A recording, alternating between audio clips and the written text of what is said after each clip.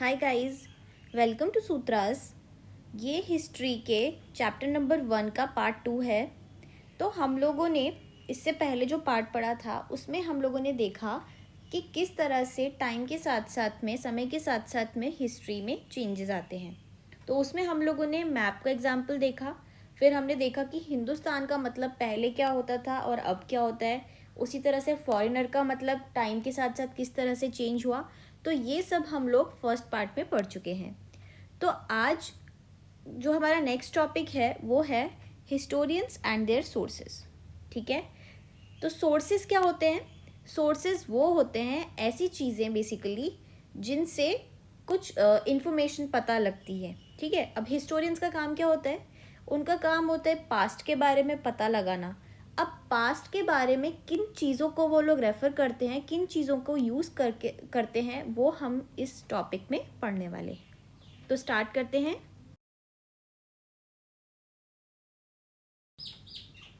तो ये तो हमें पता है कि हिस्टोरियंस का काम होता है पास्ट के बारे में स्टडी करना। पर अब पास्ट में भी कौन से टाइम पीरियड के बारे में वो लोग स्टडी करना चाहते हैं, या उनका जो नेचर है इन्वेस्टिगेशन का वो किस तरह का है, किस बारे में वो लोग पढ़ना चाहते हैं, तो उसके हिसाब से अलग अलग सोर्सेज रहते हैं। ठीक है, हम अब हम लोगों ने 6 क्लास में एंशिएंट हिस्ट्री पढ़ी। यहाँ पे हम लोग बेसिकली 700 से लेके 1750 का जो टाइम पीरियड है इस बारे में स्टडी करने वाले हैं। ठीक है, तो अगर हम लोग एक बार रिकॉल करें 6 क्लास की हिस्ट्री से लिंक करके देखते हैं, तो हम लोगों ने वहाँ पे भी पढ़ा था कि अलग अलग सोर्सेज यूज़ करते हैं हिस्टोरियंस हिस्ट्री को पता लगाने के लिए। उनमें से कुछ सोर्सेज क्या क्या थे? सबसे पहले थे कॉइन्स, फिर थे इंस्क्रिप्शंस। पढ़े थे ना हम लोगों ने इंस्क्रिप्शंस और मैन्यूस्क्रिप्ट्स के बारे में, वो। तीसरा है आर्किटेक्चर।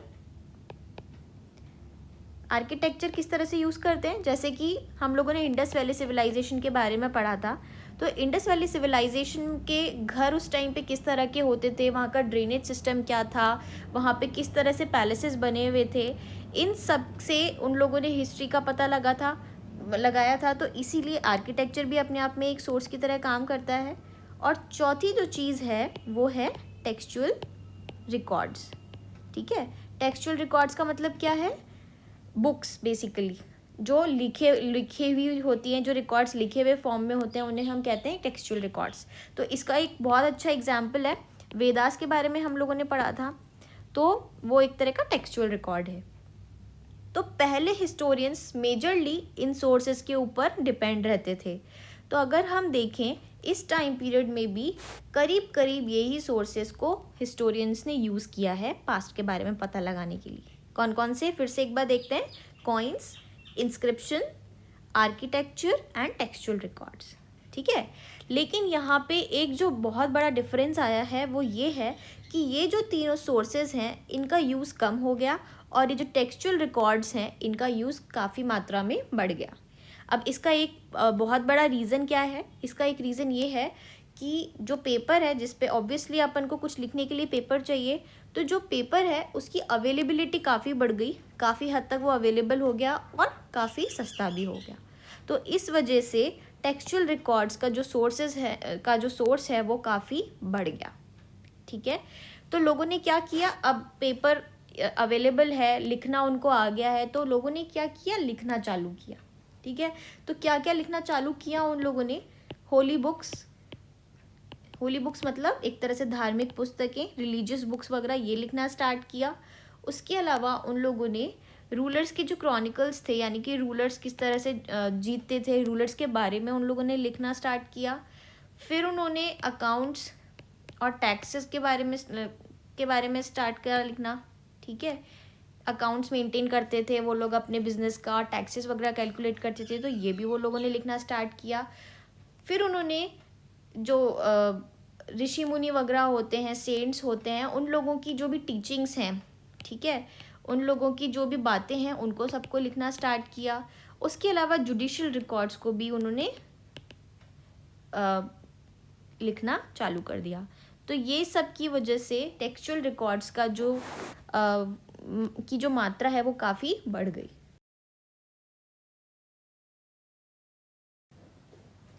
अब यदि हम मैन्यूस्क्रिप्ट्स को रिकॉल करें तो मैन्यूस्क्रिप्ट्स क्या होते हैं? मैन्यूस्क्रिप्ट्स होते हैं ऐसे टेक्स्ट या फिर ऐसे डॉक्यूमेंट्स जो एक पर्सन अपने हाथों से लिखता है, ठीक है, ये आप लोगों को पता है। तो अब ये सब चीज़ें जो हैं ये सब लोगों ने अपने हाथों से लिखी हैं, तो ये सब क्या हो गई? मैन्यूस्क्रिप्ट्स, ठीक है। तो लोगों ने क्या किया कि ये जो मैन्यूस्क्रिप्ट्स थे, मतलब जो ओरिजिनल कॉपी थी इनकी सबकी, लोगों ने कलेक्ट करना चालू कर दिया, ठीक है।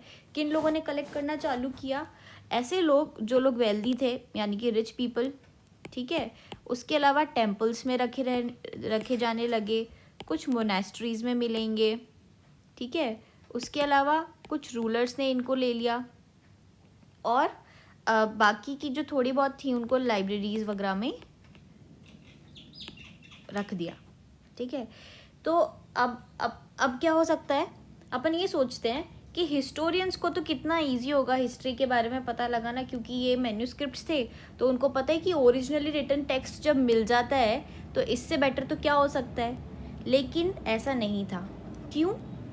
क्योंकि इन मैन्यूस्क्रिप्ट्स को यूज़ करना काफ़ी डिफ़िकल्ट था। वो डिफ़िकल्टी क्यों आई? वो इसलिए आई क्योंकि उस टाइम पे आज की तरह कोई फ़ोटोकॉपी मशीन या कोई प्रिंटिंग प्रेस तो होती नहीं थी। तो लोग क्या करते थे, उनको उनके जो टेक्स्ट थे वो खुद कॉपी करते थे, ठीक है। तो ऐसे कई लोग होते थे जो इन्होंने जो लिखा है खुद अपने हाथों से, उनको देख देख के, जैसे आज हम लोग अपने फ्रेंड का होमवर्क और ये सब कॉपी करते हैं ना, उसी तरह से लोग इसको कॉपी करते थे। और जो लोग इनको कॉपी करते थे उनको कहते थे हम स्क्राइब्स, ठीक है। तो ये पता लग गया हमें कि स्क्राइब्स कौन होते हैं? ऐसे लोग जो मैन्यूस्क्रिप्ट्स को कॉपी करते थे हाथों से, तो उनको स्क्राइब्स कहते थे। तो अब अगर हम आज का एग्जाम्पल लें, अपना खुद का एग्जाम्पल लेके देखते हैं कि जैसे मान लीजिए कि हमने किसी दिन स्कूल की छुट्टी करी, ठीक है।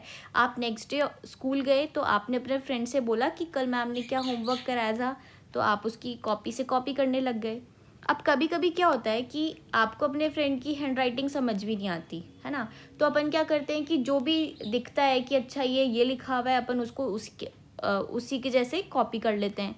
उसकी वजह से क्या होता है कि कभी कभी उस शब्द का मतलब चेंज हो जाता है ना, होता है ना ऐसे। तो सेम हुआ ये स्क्राइब्स के साथ में। अब इन लोगों को इनकी कई कई बार हैंड राइटिंग समझ में नहीं आई, तो इन लोगों ने जो भी इनको समझ में आया उस तरह से उसको कॉपी करके लिख दिया। तो धीरे धीरे क्या हुआ कि स्क्राइब से दूसरे लोगों ने कॉपी किया, उस तरह से धीरे धीरे इतने सारे चेंजेस हो गए कि छोटे छोटे चेंजेस काफ़ी बड़े हो गए, जिसकी वजह से पूरा मीनिंग चेंज हो गया, ठीक है। तो इसकी वजह से हिस्टोरियंस को काफ़ी दिक्कतें आई उसको रीड करने में। तो उनको क्या करना पड़ता था कि एक ही टेक्स्ट की इतने सारे मैन्यूस्क्रिप्ट्स के वर्जन पढ़ने पड़ते थे उनको, ये पता करने के लिए कि ओरिजिनली ऑथर ने क्या लिखा होगा। तो इस वजह से ये सोर्स जो था वो हिस्टोरियंस के लिए डिफ़िकल्ट हो गया, ठीक है। तो ये है इस टॉपिक में। बाकी हम लोग अभी डिटेल में जब टेक्स्ट रीड करेंगे तब पढ़।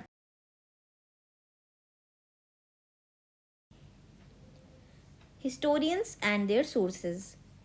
Historians use different types of sources to learn about the past depending upon the period of their study and the nature of their investigation. तो हिस्टोरियंस क्या करते हैं, अलग अलग तरीके के सोर्सेज को यूज़ करते हैं पास्ट के बारे में जानने के लिए, जो कि डिपेंड करता है कि वो किस बारे में पढ़ना चाहते हैं और किस टाइम पीरियड के बारे में वो है, ठीक है। तो उसके हिसाब से उनके सोर्सेज अलग अलग होते हैं। Last year for example you read about rulers of Gupta dynasty and Harshvardhan. In this book, we will read about the following 1000 years from roughly 700 to 715. अब हम लोगों ने 6th क्लास में पढ़ा था ना गुप्ता डायनेस्टी और हर्षवर्धन के बारे में।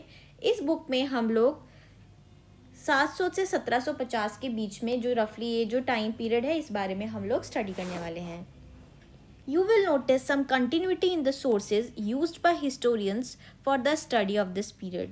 अब हम लोग इसमें ये नोटिस करेंगे कि जो सोर्सेज हम लोगों ने पहले पढ़े थे वो उसी तरह के अभी भी इस टाइम पीरियड में भी बेसिकली वही सारे सोर्सेज यूज़ करे हैं, ठीक है। They still rely on coins, inscriptions, architecture, textual records for information. तो हिस्टोरियंस जो हैं वो आज भी किसके ऊपर रिलाई करते हैं, आज भी वो किस पर डिपेंड करते हैं इस टाइम पीरियड में भी? कॉइन्स पे, इंस्क्रिप्शंस पे, आर्किटेक्चर पे और टेक्सचुअल रिकॉर्ड्स पे, ठीक है। But there is also considerable discontinuity. इन सब के बावजूद भी एक डिसकंटिन्यूटी है, वो क्या है? The number and variety of textual records increase dramatically during this period. इस टाइम पीरियड में क्या डिसकंटिन्यूटी देखने को मिलती है कि जो टेक्सचुअल रिकॉर्ड्स हैं उनका नंबर भी काफ़ी बढ़ गया है और उनकी वेराइटी भी काफ़ी बढ़ गई है। They slowly displaced other types of available information. और इसकी वजह से क्या हुआ कि जो बाकी की इंफॉर्मेशन है, अदर इंफॉर्मेशन क्या मतलब जो अलग दूसरे सोर्सेज हैं वो धीरे धीरे कम होते गए। क्यों? क्योंकि टेक्सचुअल रिकॉर्ड्स काफ़ी बढ़ गए। Through this period paper gradually became cheaper and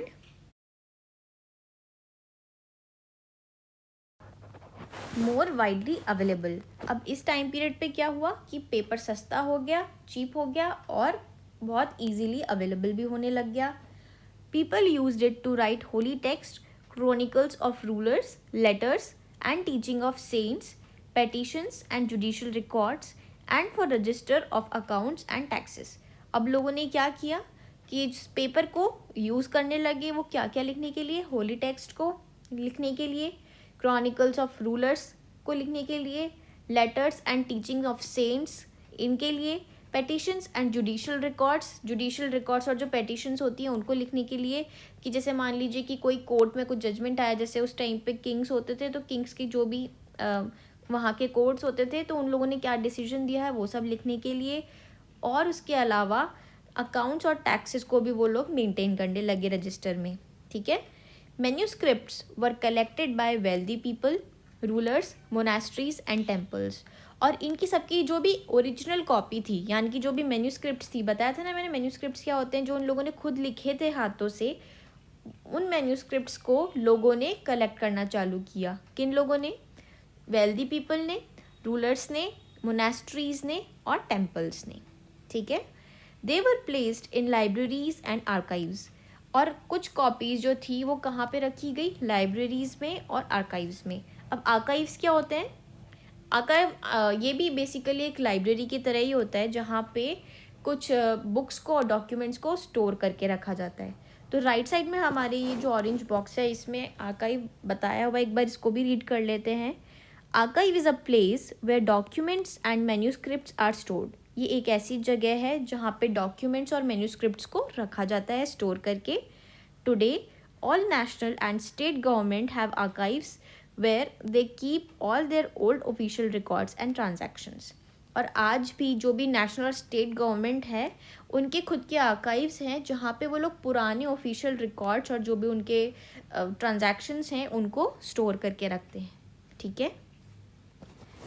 These manuscripts and documents provide a lot of detailed information to historians, but they are also difficult to use। अब ये जो manuscripts हैं जो लोग लिखते थे वो और जो भी बाकी के डॉक्यूमेंट्स थे उनसे काफ़ी डिटेल इन्फॉर्मेशन हिस्टोरियंस को मिलती है, लेकिन उनको यूज़ करना काफ़ी डिफ़िकल्ट है। और इनको यूज़ करना डिफ़िकल्ट क्यों है ये हम अभी नेक्स्ट पैराग्राफ में पढ़ने वाले हैं। There was no printing press in those days, so scribes copied manuscripts by hand। तो उस टाइम पे कोई प्रिंटिंग प्रेस नहीं होती थी, कोई फोटोकॉपी मशीन कुछ इस तरह का कुछ होता नहीं था, तो लोग क्या करते थे कि मैन्यूस्क्रिप्ट्स की कॉपी को खुद कॉपी करते थे हाथ से, ठीक है। If you ever copied a friends homework you would know that this is not a simple exercise. अगर आप लोगों ने खुद कभी किसी अपने फ्रेंड का होमवर्क कॉपी किया है तो आपको भी पता है कि ये कोई आसान काम नहीं है। This is not a simple exercise. क्यों? Because sometimes you can not read your friend's handwriting and are force to guess what is written. कभी कभी क्या होता है कि हम अपने फ्रेंड की हैंड राइटिंग को समझ नहीं पाते, हम रीड नहीं कर पाते कि क्या लिखा हुआ है, और हम लोग क्या करते हैं उसको गैस करते हैं कि शायद इसने ये लिखा होगा और उसको हम लिख देते हैं। As a result, there are small but significant differences in your copy of your friend's homework। इसकी वजह से क्या होता है कि कुछ छोटे छोटे चेंजेस होते हैं बट कई बार वो काफ़ी सिग्निफिकेंट होते हैं, छोटे होते हैं लेकिन फिर भी कुछ कुछ इम्पॉर्टेंट डिफरेंसेस हो जाते हैं। Manuscript कॉपिंग is somewhat similar. और मैन्यूस्क्रिप्ट को कॉपी करना करीब करीब इसी तरह का है। As scribes copied manuscripts, they also introduced some changes, a word here, a sentence there. अब जो स्क्राइब्स हैं, मैंने बताया था ना स्क्राइब्स कौन होते हैं, वो लोग जो मैन्यूस्क्रिप्ट्स को कॉपी करते हैं. तो स्क्राइब्स जब मैन्यूस्क्रिप्ट को कॉपी करते थे तो उनको भी कई कई चीज़ें समझ में नहीं आती थी और वो भी कुछ कुछ स्मॉल चेंजेस कर देते थे. कोई शब्द इधर उधर कर दिया या फिर कोई सेंटेंस इधर उधर कर दिया. ठीक है. These small differences grew over centuries of copying until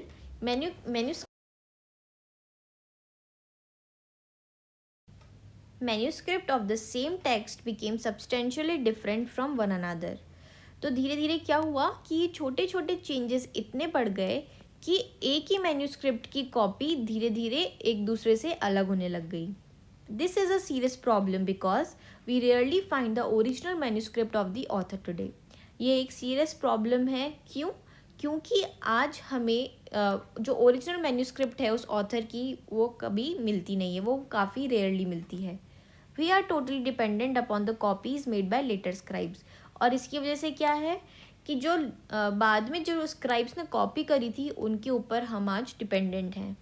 as a result historians have to read different manuscript versions of the same text to guess what the author had originally written.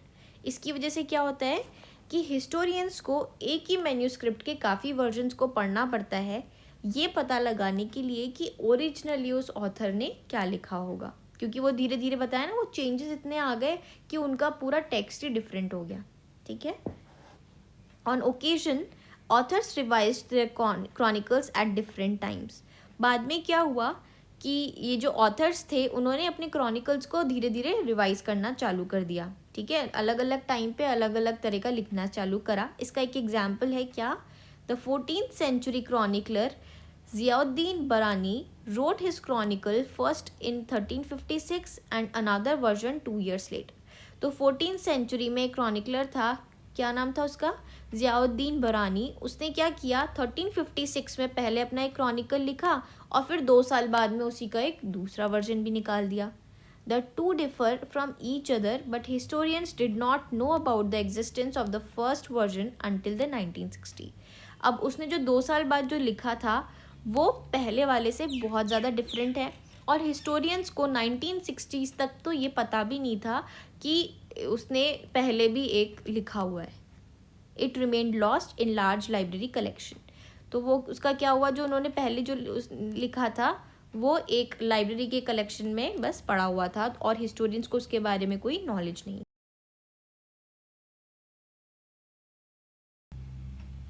अब page 5 पे ये एक picture है, ये किसकी है इसको भी देख लेते हैं. This is a painting of a scribe making a copy of manuscript. ये एक पेंटिंग है स्क्राइब की जो कि क्या कर रहा है, मैन्यूस्क्रिप्ट को कॉपी कर रहा है. This painting is only 10.5 centimetre bye 7.1 centimetre in size. और ये क्या है, ये पेंटिंग 10.5 सेंटीमीटर बाय 7.1 सेंटीमीटर है साइज़ में, यानी कि छोटी है. Because of its size it is called miniature. और इसकी साइज़ की वजह से इसे मिनिएचर कहा जाता है. Miniature paintings were sometimes used to illustrate the text of manuscript. और ये जो मिनिएचर पेंटिंग्स हैं इनको किस लिए यूज़ किया जाता था, मैन्यूस्क्रिप्ट के टेक्स्ट को इलस्ट्रेट करने के लिए. ठीक है. They were so beautiful that later collectors often took the manuscripts apart and just sold just the miniatures. और ये जो पेंटिंग्स हैं ये इतनी सुंदर हुआ करती थी कि जो कलेक्टर्स थे, यानी कि जो इसको कलेक्ट करते थे, वो लोग क्या करते थे कि मैन्यूस्क्रिप्ट्स को अलग करके और इन मिनिएचर्स को बेच दिया करते थे. ठीक है.